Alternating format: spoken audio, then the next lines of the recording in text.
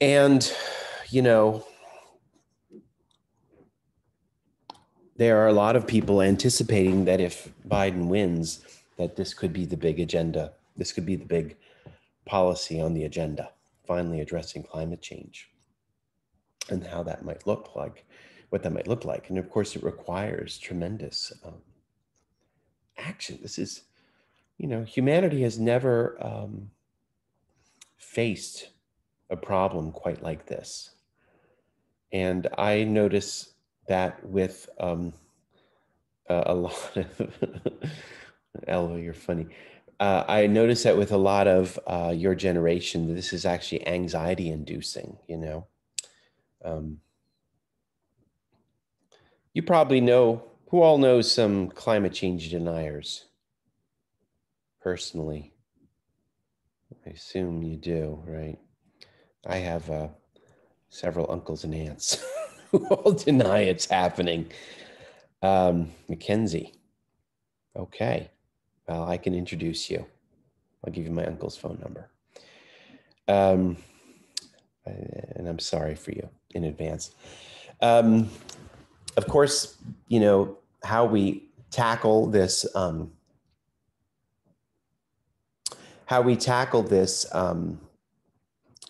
problem, which is, of course, what I was building up to saying is like, this is unlike any other problem we've ever had on the planet. It is, it's a very challenging problem. It is a global problem. It is an existential problem. And it seems very hard to address or very difficult to tackle, even if we all agreed, And the problem is we have, so much disagreement in this country. I forgot to look this up for class. So I was just Googling it a second ago here while y'all were chatting. I was trying to find the number of percentage of Americans who deny climate change.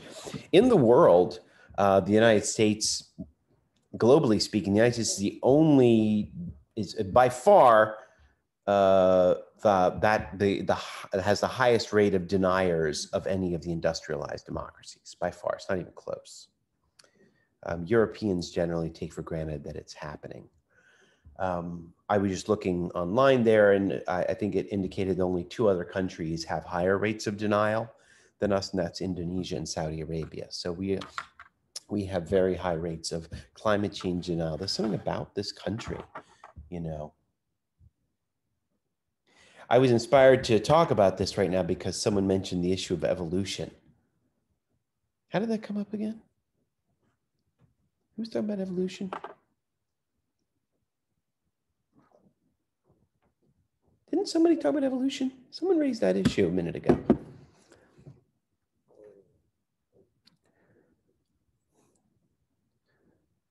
Someone is not coming forth. We don't remember this? We already forgot?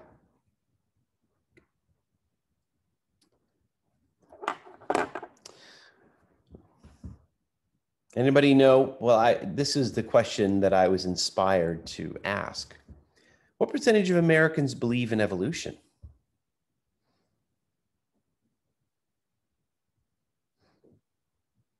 What if I told you that that evolution denial is quite high in 21st century? Right? I also looked this up a second ago. Somewhere around 40% of Americans don't believe in evolution. What do you think about that number? I mean, a lot of that comes from like pretty religious people who just fully deny science. I've had some experience with those people.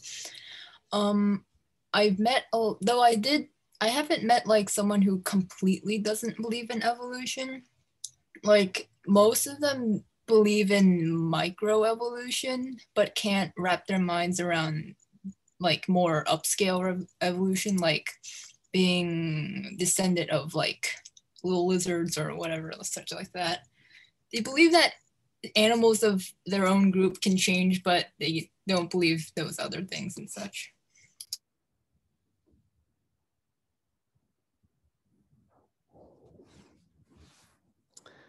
Anybody else want to weigh in? Anybody know any evolution deniers out there?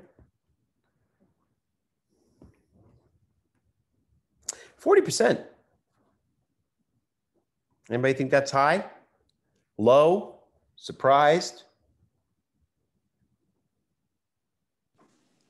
I'm like a little disappointed, but not surprised.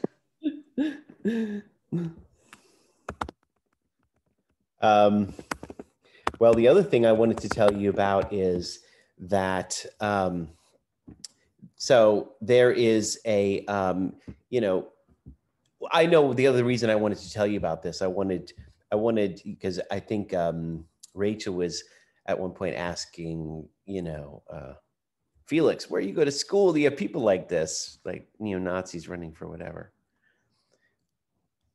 And what I want to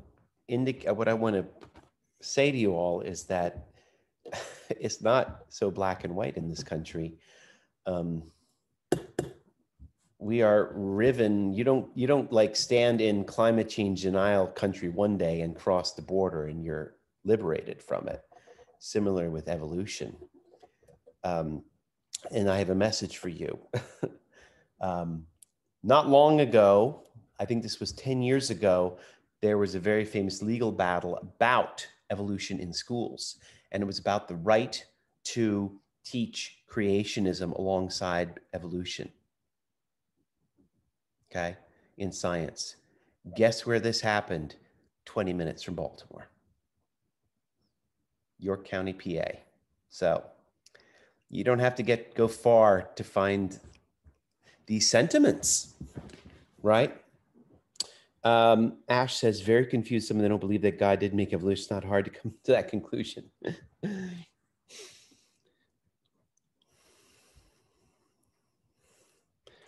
So here's where I'm going to share something with you that I think is a hoot. I don't know if you've heard about the Creation Museum. You guys heard about this? There's Jesus on a dinosaur. Nyana is rethinking coming to America now. Right. This is a museum in I believe it is in Kentucky. Okay. Every year around spring break, I recommend students go there for spring break. Check it out. This country is fascinating and shocking and surprising, you know. Good God is right.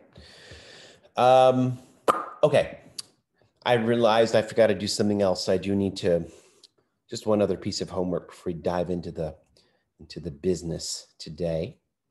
Let me resituate us with where are we? Our class. Okay, so last week I did not see you. This is where we are today. I'm going to reference this link in just a second, the geologic eras of life on Earth. Here's what we're doing next week. This is your reading, Edward Wilson, Half Earth, chapters 10, 12, 18 to 20. And then after that, your personal narrative essay is due. Maybe I'll take a second and just go over this, okay? So in 2 weeks, you have another essay due in this class. Is a personal narrative essay, so a totally different take on writing. It will be due on November 12th, again, by the end of the day. Please post it onto Canvas. I'm looking for papers that are 4 to 6 pages in length and clear and written in correct grammar, blah, blah, blah. So what is a narrative, personal narrative essay?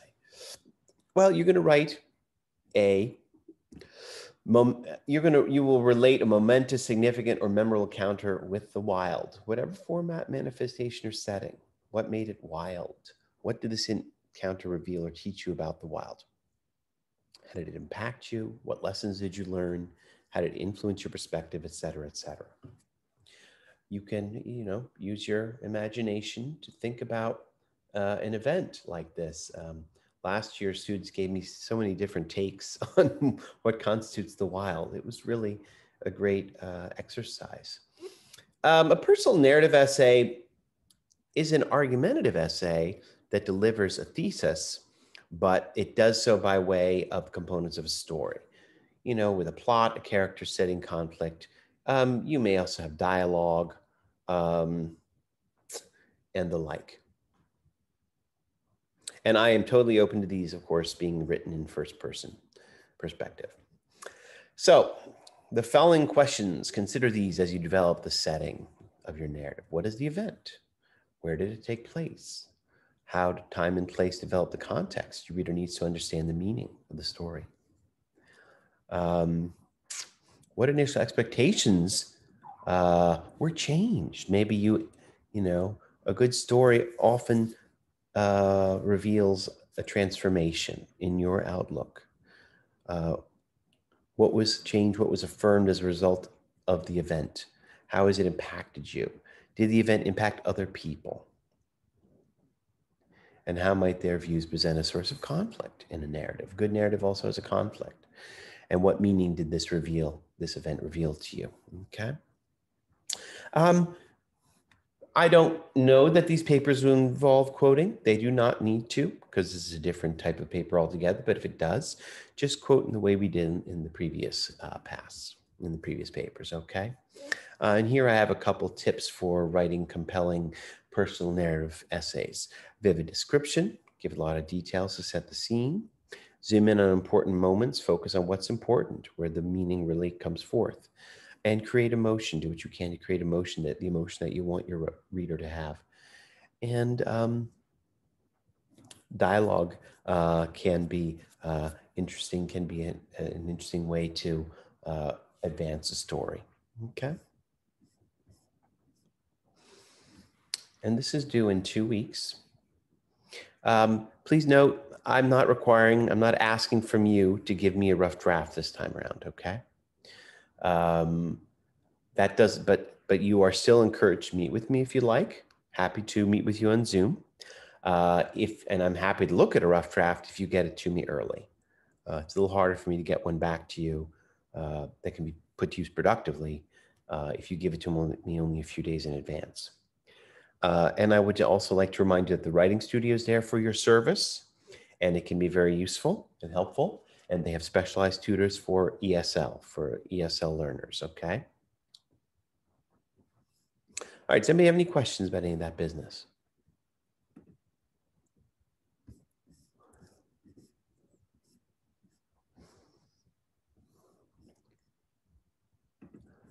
Anybody have any questions? All good?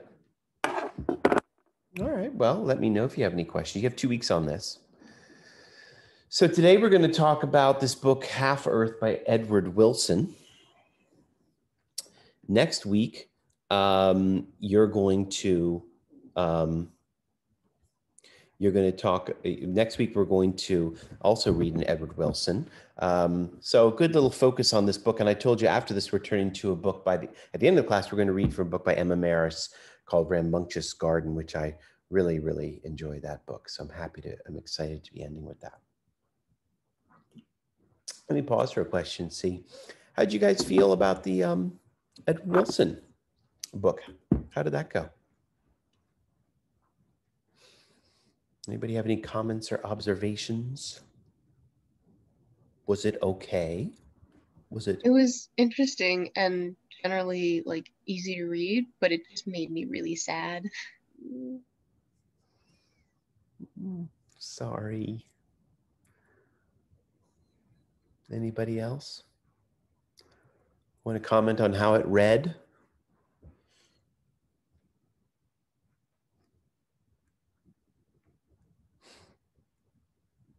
Mackenzie, I liked it. Good. I realized this morning, I ended up giving you guys, it looks like just under 60 pages. How was that? Was that too much? Was that an okay amount?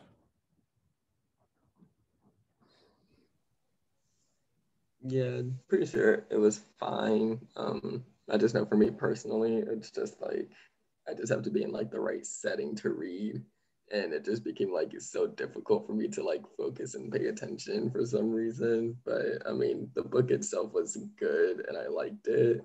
And like, yeah, it was just. These are for my own personal understanding and knowing how to do this, how to assign readings in the future. How long did this take you guys? Anybody want to share?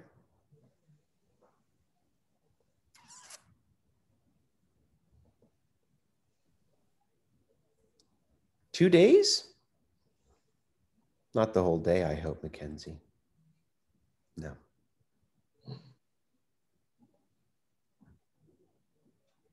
Yeah, I would kind of say the same thing. I mean, for me, I'm a slow reader, and sometimes I kind of have to like reread stuff. That's just me sometimes. That's just because I wasn't focusing too much. But yeah, I usually like try to spend like a day or two just trying to read and just stuff like that, but not like long. That, and I don't read that much in general, which I guess it kind of falls on me a bit. I like trying to like get into reading more, so I'm not like used to just sitting down and just reading a book. It's like really rare when I do that. I got you. Are you sick, James? Sounds like you got something in your throat there. Drink some. I'm sick right now. But yeah, I do kind of have like a tickle in my throat right now. But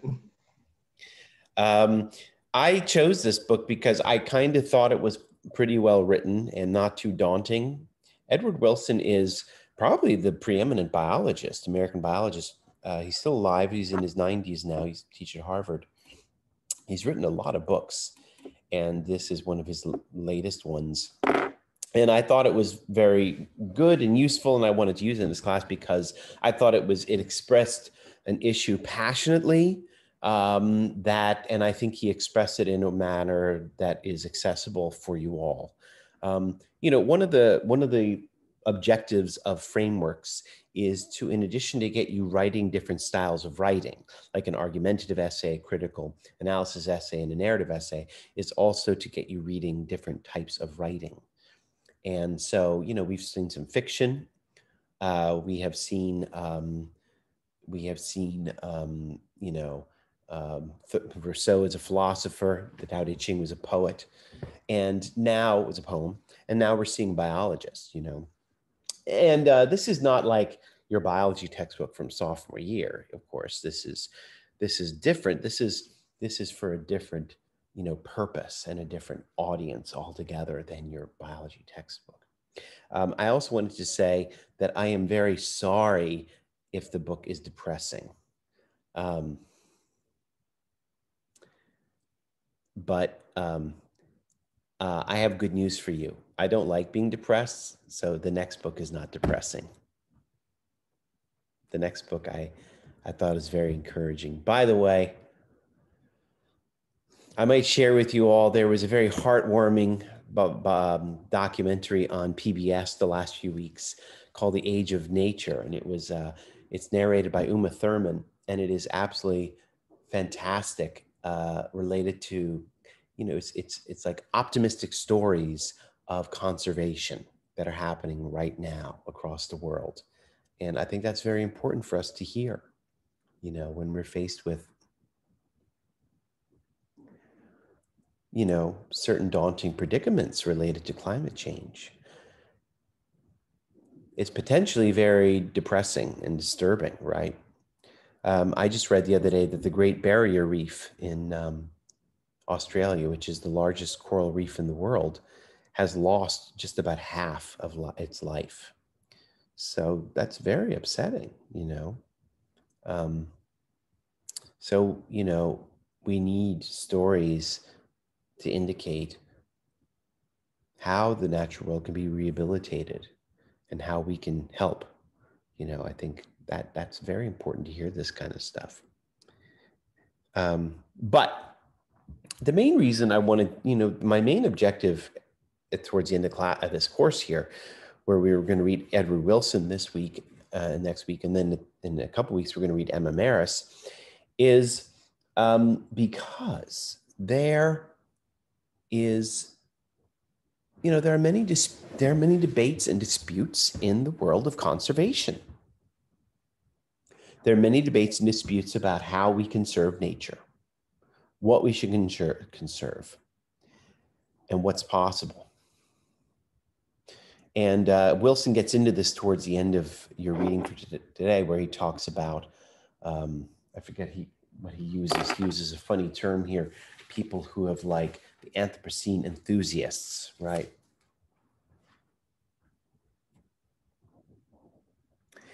And the differences in the conservation movements are pinned on different understandings of what constitutes the wild, what constitutes wilderness. So depending on, and which is what we've been doing in this class so far, depending on how you view wilderness, that will in turn inspire what you think conservation can and should look like, okay? Good. So that's one thing I wanted to say, but I think I want to do something first. I want to break out.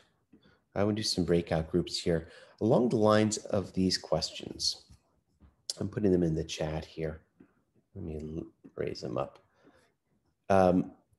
Why is there, I want you to think about this, why is there such widespread denial of climate change? And for those of you who don't know the deniers, you're going to have to rely on other people for firsthand stories of deniers. But maybe you can glean some answers from the news. I was thinking mostly about the United States. Okay. What do you think might turn this around? The denial. What do you think would turn the deniers around? And are you hopeful it will be turned around soon? Why or why not? Okay. So I'm going to put you all in some breakout rooms for a few minutes, okay? And see what you come up with. Oops. About 10 minutes. I'll check in on each of you, and I'm going to post the questions right there, okay? For you all.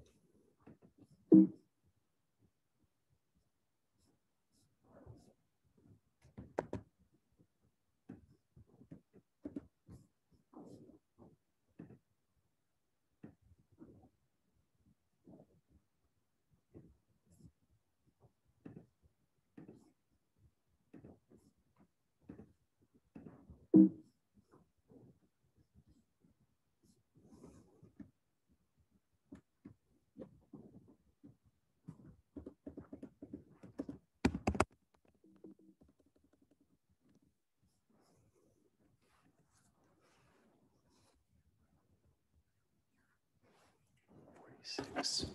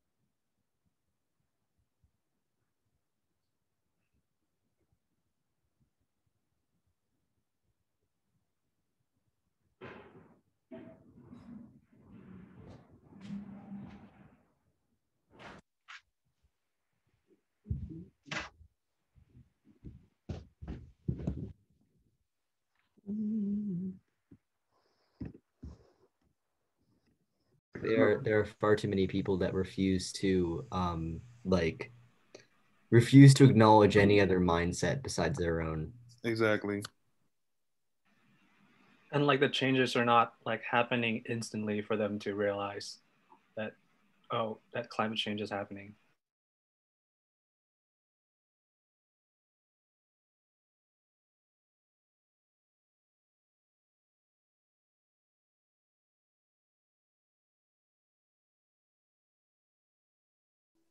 And yeah, I just think it's like there's absolutely no sense of consequence if you always have a plan B. Like the climate change denier I would say I have in my life is my dad, and he's not like he's a pretty much loves talking about how he's a libertarian, but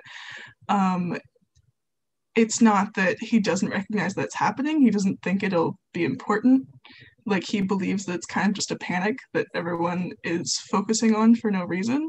And I think that that's a sign of like very violent like beliefs that you just will never have to have any consequence for your actions or your wrongdoing.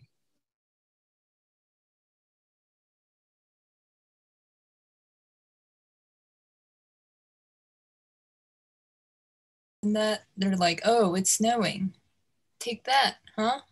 It's snowing. Yeah, because That's it's not going just cold. global warming. It's like Yeah. just everything in general. Because a part of it is global warming, but part of it's also just that the Yeah. Earth is permanently and drastically changing, and we are the main factor in that. Yeah. Yeah, I think like there could be like double-sided arguments to like I guess they believe that climate change is like a natural thing and that we have nothing to do with it.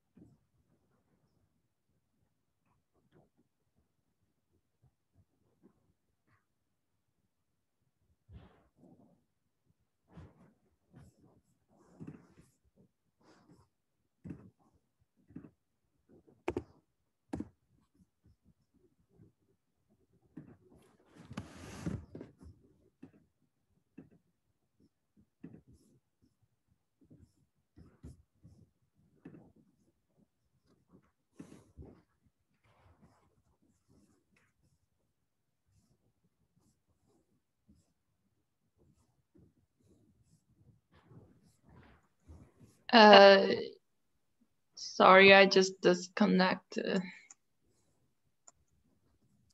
Is this Ruby? Yes. All right, well, everybody's in breakout rooms, so just give it a minute and they'll be right back. Yeah, I know. I'm just disconnected from the breakout room. Oh, you did? Oh, I'm sorry. Who are you with? Oh, Group 3. Okay. Thank you for telling me.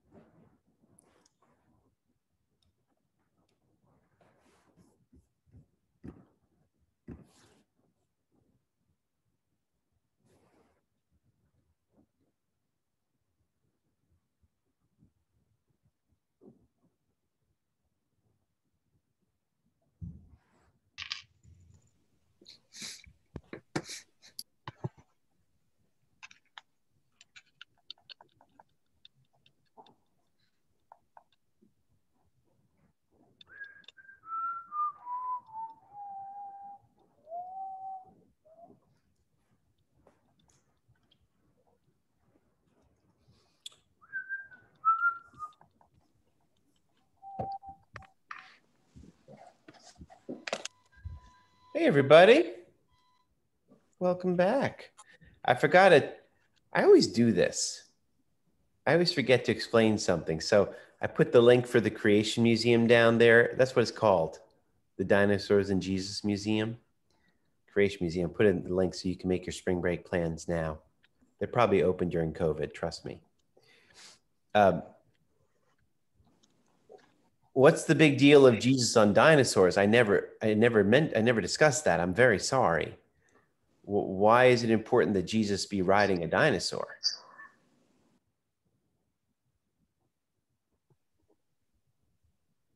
I think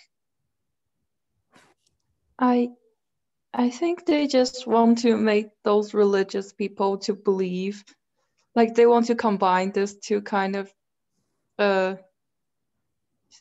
sayings, just to make them believe there's dinosaurs and. Okay.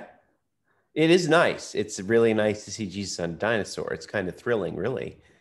Good thing to mix together. Dinosaurs are exciting too. But I mean more like, what is the claim? You know what I mean? Like, what is the scientific claim of creationism? Creationists, I think they believe that the earth is like 6,000 years old or something, and that dinosaurs existed alongside humans, and that they were created during like the Eve. I mean, Adam and Eve, Eden, Garden of Eden, and maybe yeah. So they cannot deny that dinosaurs existed, right? Why can't they deny that dinosaurs existed?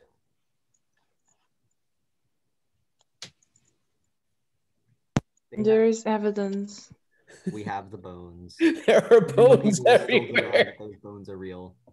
So what do? They try and fit these together and say, well, the idea that these dinosaurs existed millions of years ago is hogwash. There would have been dinosaurs in Jesus' time and maybe on the ark, Noah's Ark, which means Noah's Ark must have been big as hell to fit those dinosaurs on there, right? Anyway, I apologize if anyone was confused about that picture. I always take for granted people know what's going on there, but international students are usually especially confused. Okay. But enough about that stuff. Climate change. What'd y'all come up with? Why the hell do people deny this shit? What theories did you guys have?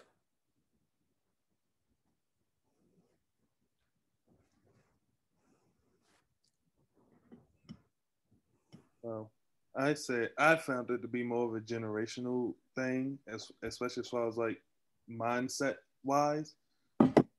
Because I feel like the older generation probably, during that time growing up, didn't see it as an issue. So of course, especially if it's not directly affecting them now, they're still not going to see it. They're still not going to see it as an issue. But people of the younger generation in today's world and society, one, they're doing the research, but two, have a little bit more, I guess, compassion, like empathy for this, climate change and how it's affecting like different countries or just like the world in general. So of course, the younger generation are going to try and find ways to, create change or just think of ways in which how climate change can maybe be fixed, while the older generation are still just like, well, it doesn't affect me, so I don't really see it as a problem. But of course they'll see it as a problem once it does start to directly affect them and how they live day by day. Great, thank you very much, Kendall. Anybody else want to add to what he said?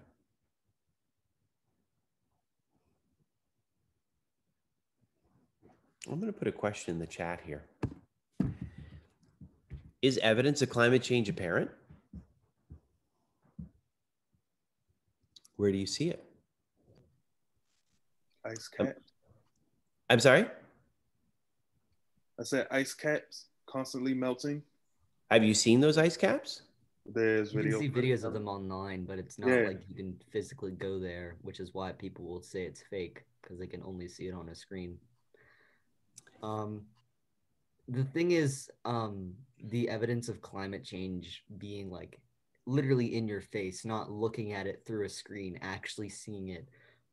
It definitely depends on where you are. Like, for example, I feel like Louisiana knows that climate change is probably happening because they're constantly being hit by hurricanes. Like, what number hurricane are we on now this year? Like, I think it's the 7th. Yeah, they've been hit by so many hurricanes. It's insane. Like, you would think that if they're getting hit by this many hurricanes in a single year, there's probably something wrong with the climate. That's an example, but I don't live in Louisiana, so I'm not experiencing those hurricanes. I live in West Virginia, surrounded by mountains, which is protected from most natural disasters. The worst we can get is like a flood. Like that's about it. You can get valleys being flooded, but we don't get tornadoes, we don't get hurricanes, we don't get the majority of major storms. And so that's why we don't see those hurricanes. However, another example of physically seeing them is like in cities like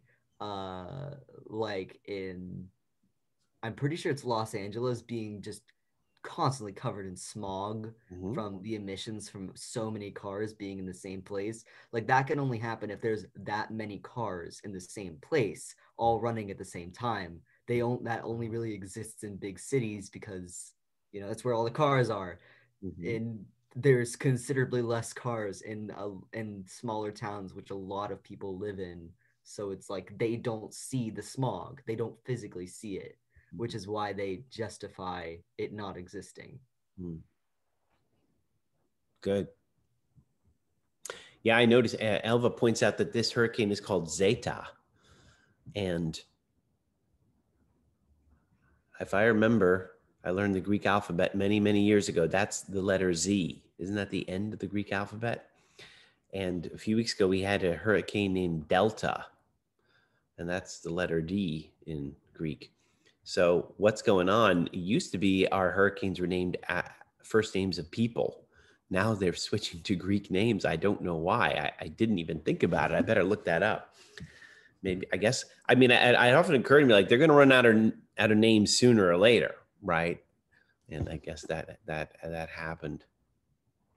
Maybe we're past letters. I think so. So, you mean past the names? Maybe they're past the names. Yeah. I don't know. Okay. Anybody else want to think anything else they want to say about the evidence about climate change? What evidence do you see? What evidence do you notice? Do you notice? I know for me, because I'm on Long Island and I go into the city very like generally often. And like just going into the city, the air is much like the air quality is much different in Manhattan versus out on the island. Is that climate change? I mean, it's part of the cause of it is general pollution. So it's pollution. Well, let me specify something. The climate change, well, okay. The climate change deniers deny that our pollution is having that effect, though, right? They deny that it's having that cause. I don't know. I mean, what evidence is there that this is actually ravaging things? Do any of you notice differences in the seasons? How about that kind of a thing? I could say that I noticed, like, with the winter in particular, that at least here in Maryland, like, I remember as a kid, like, winter felt like winter. Yeah. Maryland winters were like 5 feet of snow. I mean, I missed that one, but you know, yeah. there's like ice storms. Like I remember in my old neighborhood in Ellicott, like I woke up and the entire ground was like an ice rink. It was like covered in ice everywhere, and they still made us go to school. So yeah. Yeah, it's just like, but winters now, it's like you barely get snow and it gets like warmer faster. And like winter just like almost doesn't seem like it exists sometimes. So, yeah.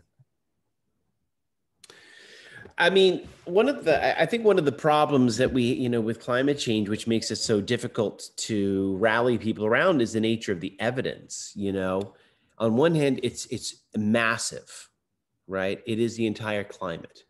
On the other hand, climate, that's not the kind of thing that everybody perceives in the same way, right? Is it hot out right now? Is it cold out, right? Do you think it's hot? Do you think it's cold? How about your neighbor, right? You can perceive these things in varying degrees. So it's a very difficult object to pinpoint, the climate, and say, look, things are getting worse. The other point is that, and this is a point that Naomi Klein has made, one of my favorite environmental activists. She points out that climate is the kind of thing that you also don't notice in a snapshot. It's something it takes a long time to notice.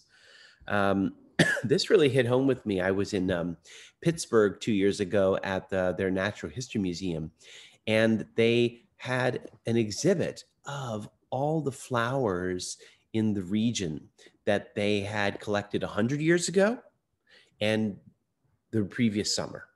And they pointed out when these flowers bloomed. And basically, flowers today were blooming much earlier, maybe in some cases a month earlier than they had 100 years ago, which indicates that's a sign of climate change, right? The climate is warming, so they're blooming earlier. It is, it takes a long time for us to pay attention to these things, to see these things. And I did pop in. So, I mean, I agree with you guys. A lot of it depends on how you read these events. If you pay attention to how these hurricanes build up or these forest fires, that's strong indication that something wacky is going on. But I popped into one of your groups and I heard Ash point out, it's snowing. And when it snows, the climate change deniers come out and say, see, I told you so. We had a blizzard in Baltimore 10 years ago, and I was driving to work in the blizzard, and I put on AM radio, and they're like, see, this climate change is bull. It ain't happening, right? And I almost swerved off the road. I was so flabbergasted. I remember a few years ago, it snowed in Houston, Texas, and all the climate change deniers came out in Congress and said, see, I told you, it snowed. So, but of course, it's not about freak weather events. It's about the climate as a whole, right? That's what's changing. And what is potentially dangerous about this? What do you have to worry about? Or what do you worry about? Can you hear me? Well, for one thing, I'm going to live much longer than the people that are currently denying it. So, at least I hope to. So if I want to be alive, I hope that the earth is stable enough to support life. That'd be cool. Don't know how long that's going to last if people continue to ignore it. Very nice. Anybody else? What else could happen? What else could happen if, what else should we expect to happen? What damage will come from climate change, right? Let's say it's two degrees warmer on average per year. In one respect, that looks like that might not be a huge effect, but it builds up. Diana points out loss of biodiversity. How about in your life? How might it impact you personally?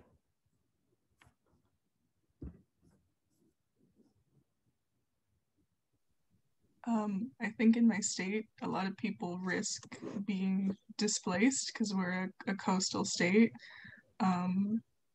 I don't know. I don't really know about Wilmington in Delaware, but I just know that that is it's going to make coastal cities a lot harder to live in. Very good. Anybody else? You'll miss snow. Here, I'm going to share with you all. Here is a map of the United States if there is significant flooding. You guys see this? Let me see if I can zoom in. I don't think I can. Well, any case, what it tells us is that, you know, Florida is gone. And someone just put in the chat that Long Island is gone, and you're right. It's gone. New Orleans is gone, right? So, you know, this is potentially catastrophic, and not even most catastrophic for us, right? The United States is actually a wealthy country. What about the poor countries in the world, right? There are countries in the Pacific there are islands in the Pacific that are already flooded. They're already flooding, and I don't know if you guys heard of this, like they've had to airlift and move their entire national population to Australia because the island is already uninhabitable, excuse me, right? So I think that, you know, another reason that climate change is kind of hard to get people rally around is because it's hard to imagine, you know, what the real dire consequences are going to be. Like, you know, scientists have had a hard time getting us to appreciate this stuff, right? And people don't really want to make the sacrifices required, right? They look at this as, is this trade-off really worth it? You know, R.I.P. RISD. Yes, Ash, but R.I.P. Micah. Baltimore is also underwater, I think. I couldn't see that map close up, but pretty sure it's gone. So good thing you didn't go to RISD. Anyway, let's move on. Good. Let's talk about Wilson. He tells us here early on that we are inhabiting a period of time called the Anthropocene. I put this in the chat. What does that mean? What is the Anthropocene? I'm not even sure if I'm pronouncing it right. The age of humans. Okay. That's a good start. Can somebody specify it further?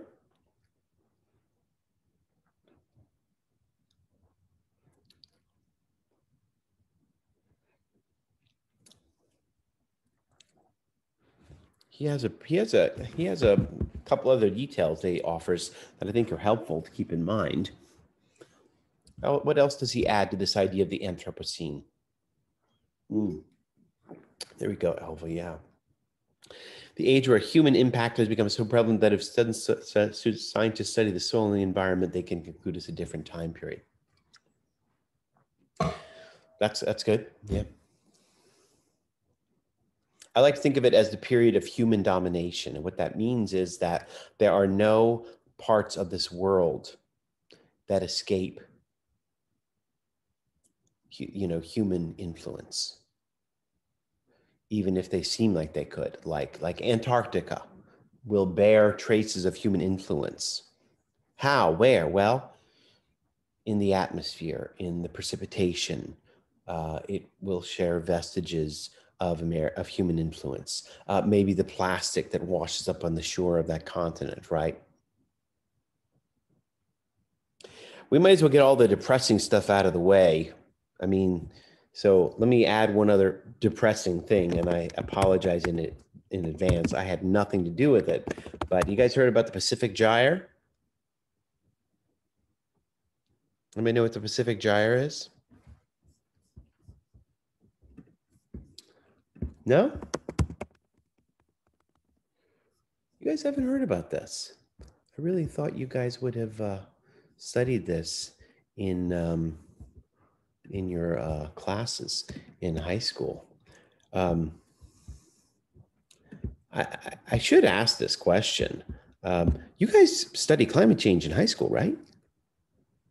Does this come up or? Middle school, like brief? Some of you guys might come from states where this is controversial, so maybe, you know, maybe it's not exactly, you know, I shouldn't take for granted that you all study this. I have read that there are states around the world, around the country where climate change is not exactly, you know, a thing. So, here is something that is helpful. Let me pull this up for everybody.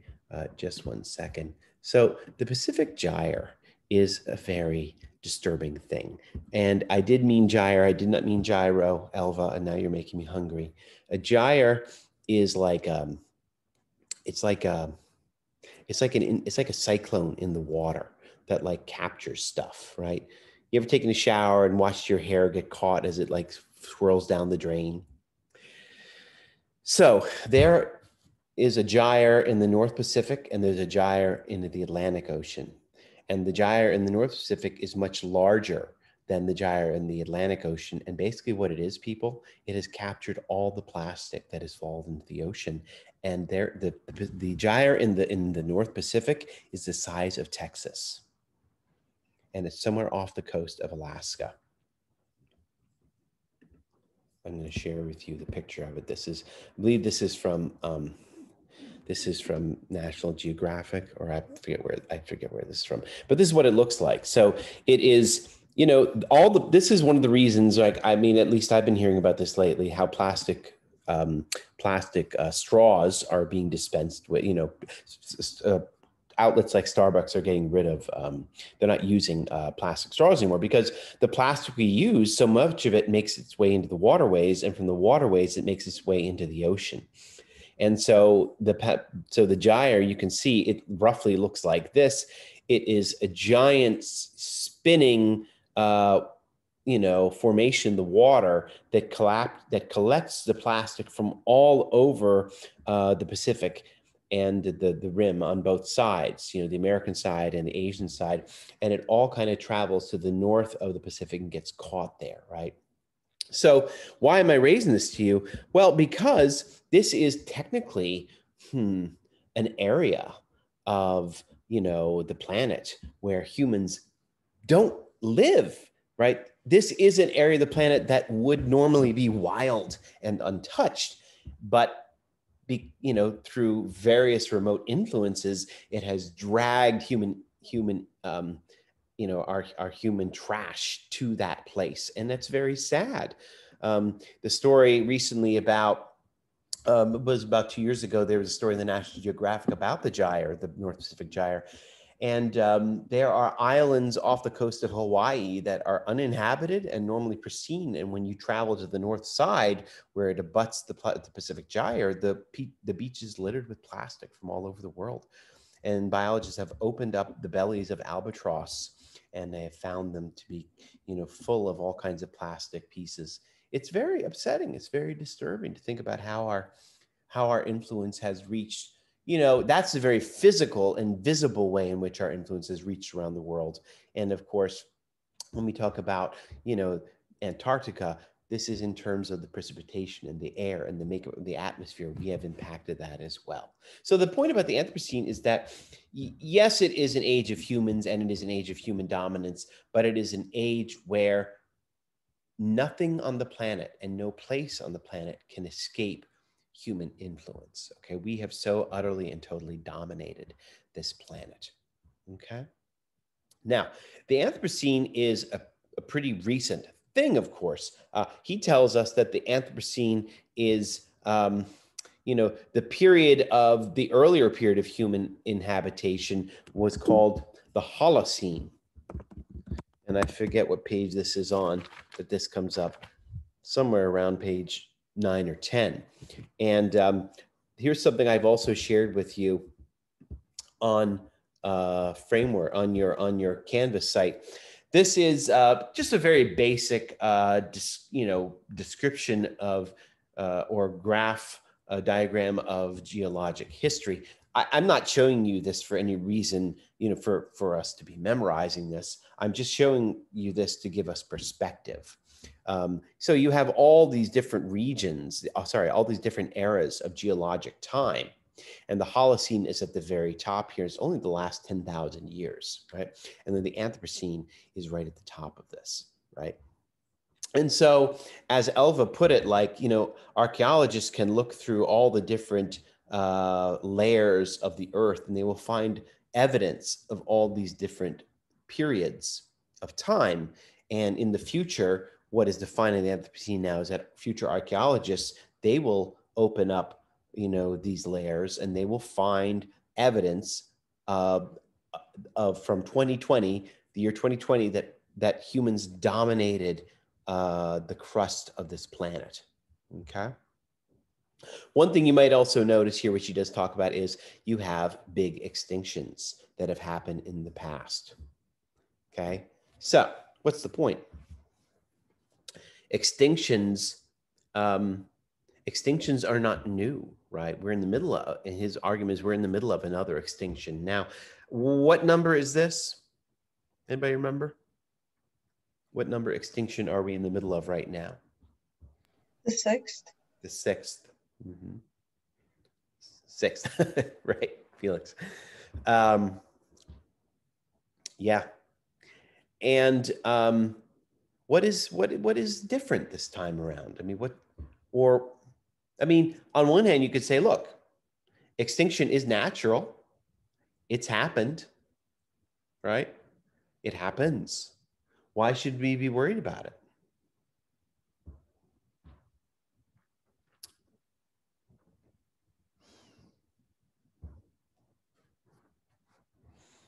Is directly correlated with human actions. Mm-hmm. What else?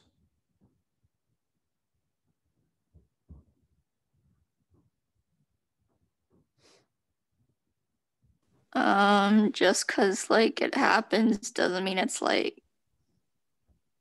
necessarily good. It's if you if you know someone's going to die, I don't know, they have a sickness or whatever, you're not just going to be oh well, it's part of life, have fun in the hospital, and then wait for them to die. You try to delay it as much as you can, out of your good conscience. It's the right thing to do. Right. Very good, Rachel. Yeah. One of the other mass extinction events he talks about is the one propagated by the asteroid that caused the extinction of the dinosaurs. Compared to that, this current mass extinction, here's the point. This current one is not inevitable, right? This one is perfectly avoidable, and yet we are not, doing all we can to avoid it. We are responsible for it. And of course, the other point about, this is, you invoke this, Rachel, in your comments is, okay, these extinction events in the past have been natural, and there has been recovery. How long has recovery taken? I don't need an exact number, y'all.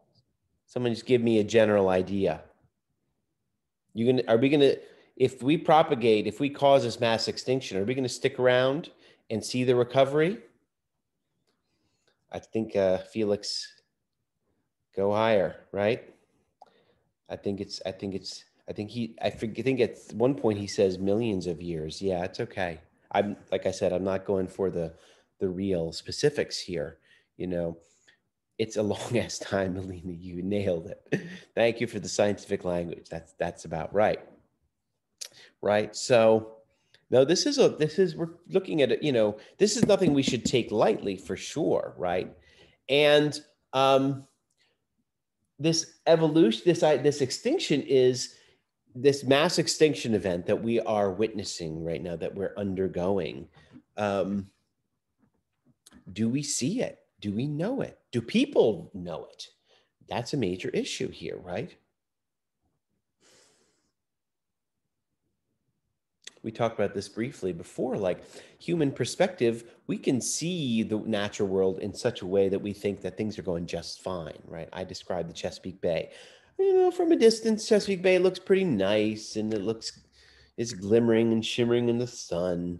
But look a little more closely, what is missing there, right? So the issue is that, you know, this loss of this extinction event is due to a loss of biodiversity that human, you know, community is driving, right? And so if we want to address this, if we want to slow this extinction event, we need to think about biodiversity. We need to think about how we can maintain it. But to do that, we need to understand why biodiversity is important. And in order to explain why it is important, you know, he gives a lot of really interesting examples in here. But I think maybe we should talk about, for example, let's talk about the wolves in Yellowstone. That's a kind in Yellowstone Park. That's a kind of famous example, and it was an example that's actually quite surprising to biologists, right? For many years, people took for granted, right? Yeah, we lost these apex predators. Wolves were a menace. You know, they were dangerous to humans. They were killing our sheep and cattle, and we'll just get rid of them. And, you know, everything looks peachy, right? And in much of North America, by the way, what we call apex predators are gone, right? What would have been the apex predators throughout North America? Anybody want to give some examples? This will be important when we get to the next book. What are some good apex predators that would have been around?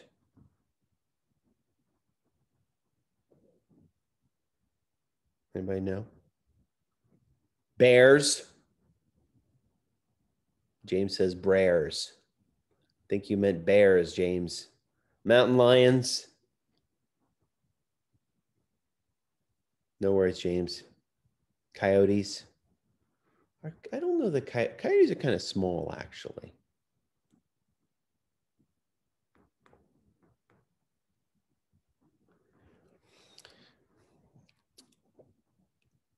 You know, some of these species y'all are mentioning, cougars.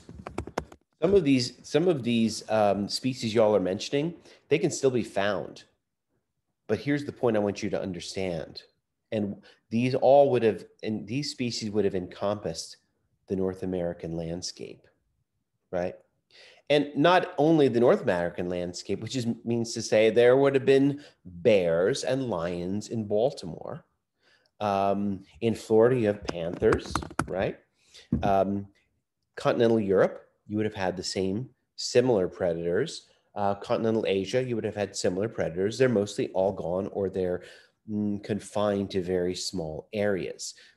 Just imagine, you know, once upon a time, you really would have had to live in an environment with these apex predators around.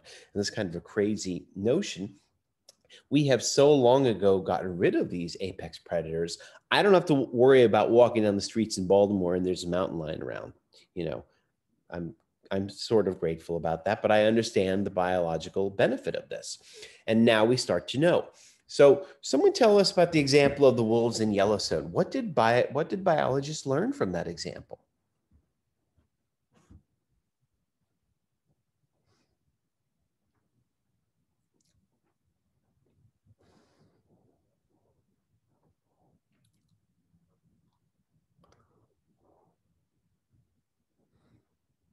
The wolves were needed to preserve the plant population.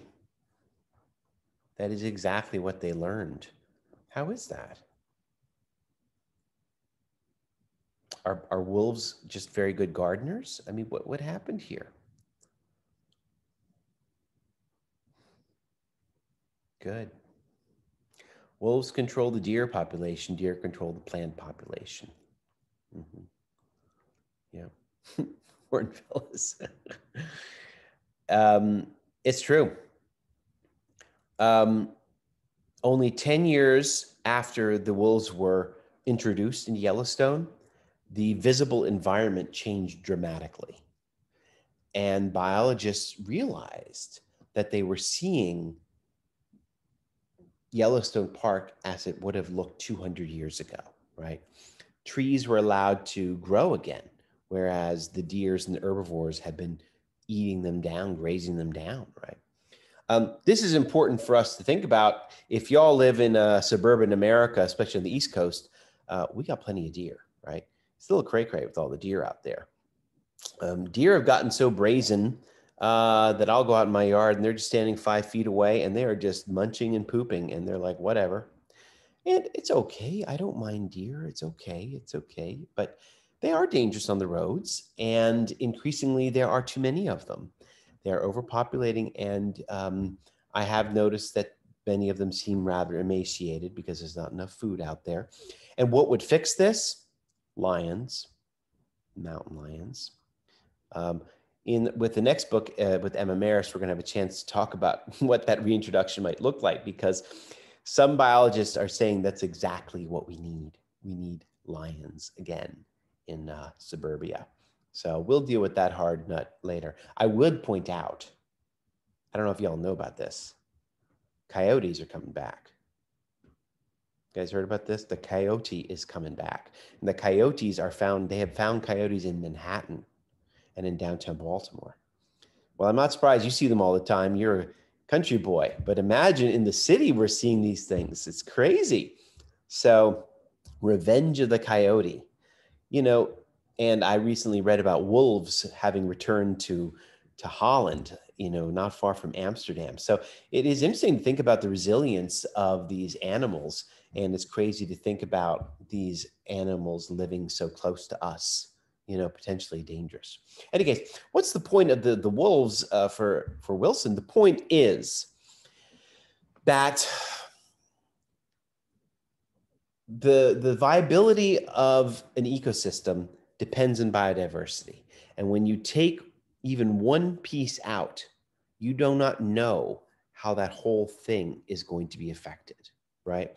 You could harm it irrevocably by taking this one piece out. So we must be doing all we can to promote biodiversity. Here's the other thing he points out. Biodiversity requires a lot of land, unfortunately. Or the point rather is this: it requires a lot of land that is contiguous, that is next to each other. He offers some interesting mathematical exercises to point out that, when you if you have certain isolated pieces of naturally preserved land, you're not necessarily helping the biodiversity.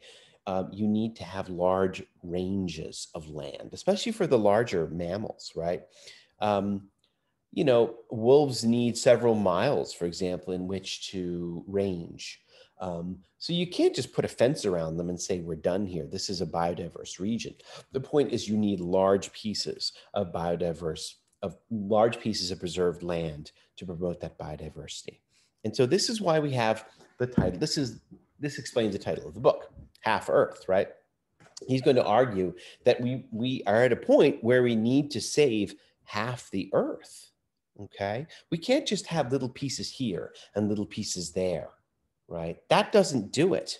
You might be able to salvage and help some of the very smaller species like insects, like birds, but the larger, maybe apex predators or the larger mammals, they are not helped by these little pockets all over the place. What the example of the wolves points out is that you require these larger mammals to really balance out an ecosystem and to ensure that its integrity is intact. Okay.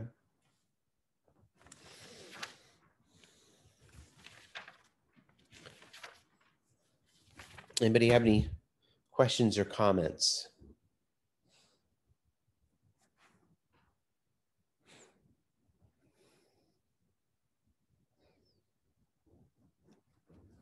All right. Well, I'm going to wind this down by looking at some, our discussion down by looking at some of the points towards the latter part of your reading. So the point is that as you diminish the biodiversity of the ecosystem, you accelerate extinction. That's the problem. He makes this point on page 54, and his favorite solution is conservation. And he argues that conservation works. Conservation is the solution. And what does conservation mean? It means that we wall off certain parts of the environment and we leave it. Which ecosystems, by the way, everybody, globally, which ecosystems are more important for biodiversity? Who remembers what he says? Yep, Elena, tropical. He points out that tropical forests, for example, have a lot more biodiversity than northern forests, the deciduous forests, right? So just think about that, right? This is not easy, right? His proposition. Where it's, he wants most conservation to happen in the most heavily populated places on Earth. Unfortunately, that's tough, right? Northern Canada stretches on for hundreds of miles. Tundra, easy to conserve because nobody wants to be there. Guess what? Not that biodiverse, right? So that's a problem. Okay. Let's end today by talking about his topic in chapter 9 there. He calls this the most dangerous worldview. And the most dangerous worldview, according to him, is the view that wilderness no longer, or wildernesses no longer exist. This is the most dangerous view.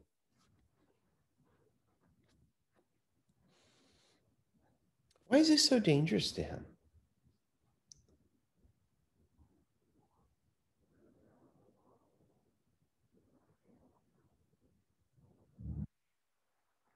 Why would anybody say that, by the way, in the first place?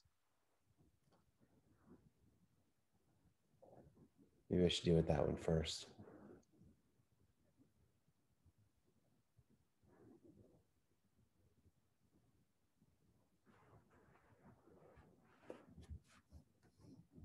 Why would anybody think that? Why do some people claim that wildernesses no longer exist?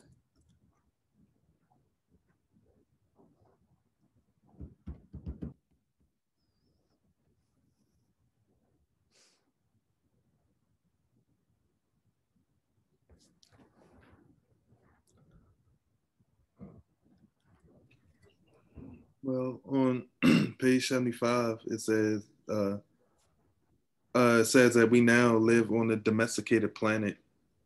So probably referring to the fact that humans constantly, spread out into different areas, and like say for example, deforestation.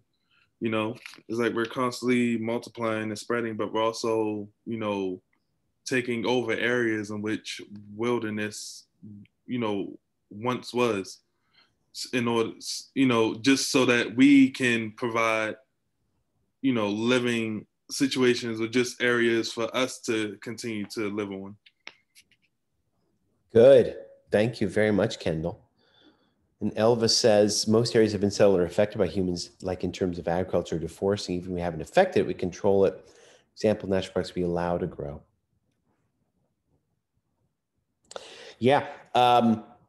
He is, what he talks about here is that, for people who say, look, wilderness is a thing of the past because humans, we have stretched our influence to all areas of the planet. He thinks there is something wrong with how these people understand wilderness, right? What does he say about that? What is wrong with how most people view wilderness, according to him?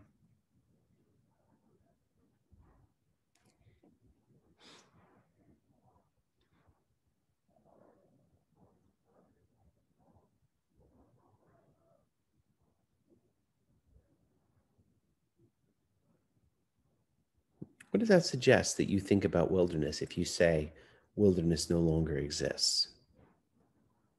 What is your standard for wilderness in that case?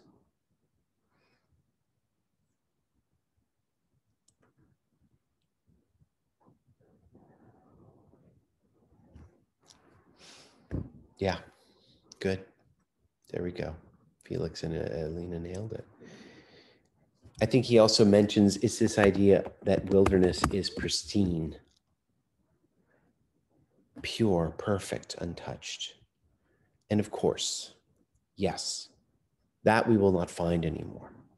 So he's very upset that there are people who say, you know, wilderness is gone. And because wilderness is, because the, you know, pristine nature, right? Because there's no such thing as pristine nature. For that reason, we do not have to worry about conservation and traditional conservation. We need to learn to live with nature differently. He pushes back against that, saying that conservation is the way to go, not because we must look for wilderness areas that are pristine, but his measure for what he wants is, this is on page 77, he wants to conserve areas that are uninterfered with. So wilderness is not pristine nature. Wilderness is nature that is uninterfered with by us. That's his key. Baby us, by us. What the hell? Stupid typing. This is on page 77. Very important point for him, right? This is where modern conservation efforts diverge. Okay, so there are no parts of the planet that are pristine. I don't care. His point is that is an unreasonable and impossible standard for wilderness, which we must abandon. And by the way, he would say, it's never been like this, right?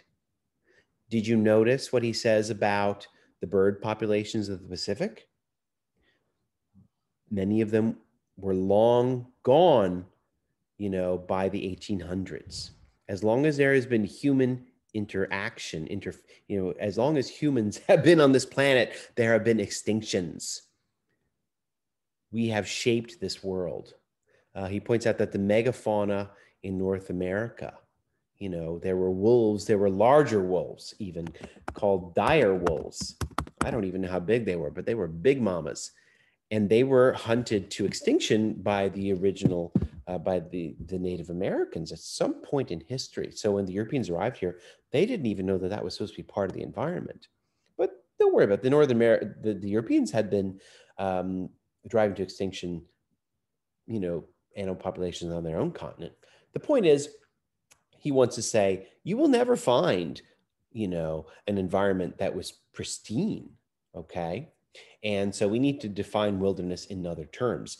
And we're going to define wilderness as parts of nature that are uninterfered with by human interaction as far as possible, right? That's not always going to be possible. There are still going to be, for example, there may still be greenhouse gases. There may be certain errant effects that reach those regions. But as far as possible, you know, wilderness is areas that we leave to be uninterfered with.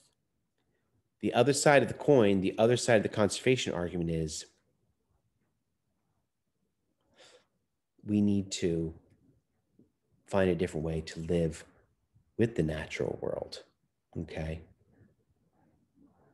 Because maybe that kind of conservation is not possible. There are going to be 9 billion humans after all, right? And how are you going to get countries like, you know, in South America and Sub-Saharan Africa and India, which are the supposed hotbeds of biodiversity, how are we going to get them to stop developing? How do we get them to conserve in the way that he wants? But more on that at a later point. I just want to draw that out there, okay?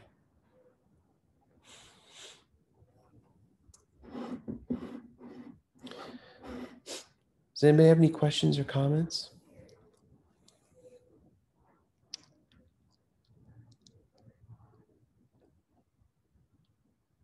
Okay. Well, next week's reading is pretty depressing too. I'm just warning you, but it's uphill from there, or maybe not uphill. It's looking up. That's what I meant. Okay. So I'm done. I'll let you guys go. Do your thing. Get ready for Halloween. Get your costumes on, or go vote, or do both. Vote with the costume on. And I'll stick around if anybody wants to chat, okay? So have a great week, guys. See you later. Bye. Bye.